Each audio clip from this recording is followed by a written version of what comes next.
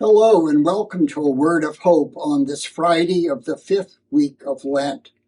I'm Brother Edward coming to you from Madison, Wisconsin.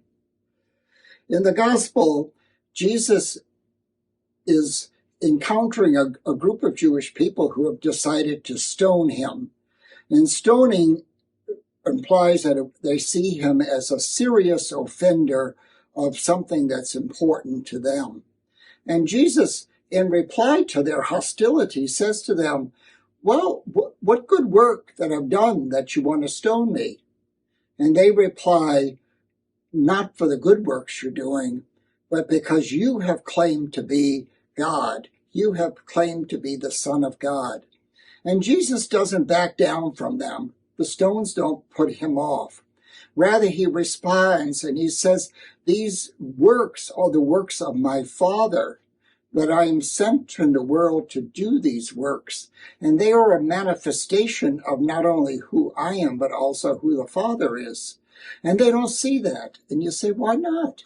They've seen cures of people with illnesses. They've seen Lazarus being brought from the dead. They've seen all kinds of things that Jesus has done to demonstrate that he's just not one of the ordinary guys in the neighborhood, but he has a divine character. And to understand how this kind of blindness can exist, some words of of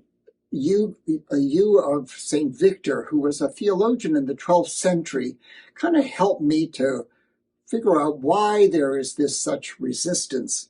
And he writes, love is the eye. When we see with love, we not only see straight and clearly, but we all see the depths and the meaning of things. This is the inability of these Jewish people who want to stone Jesus, is to see the depths and the meaning of the miracles and the good works that Jesus is doing. They are blinded by a hatred, a critical sense, jealousy, envy, whatever their motives are. It has blinded them to interpret Jesus' life from the lens of love. What does that say to us? Maybe it's a time over this weekend for us to examine our lives. Do we approach which is new and different in our lives with a negativity, or do we have an openness and a love to understand it more fully? Often, I think, when we embrace kind of a negativity or hopeless or despairing attitude, we miss so many good things in life.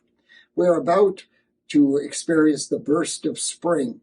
And if we cannot have a joyful, hopeful heart, we will miss so much of what spring is about, which smells of the very resurrection of Jesus. So open your eyes with love and cultivate that clear-sightedness that sees the good, celebrates the good with joy that comes only through Jesus Christ.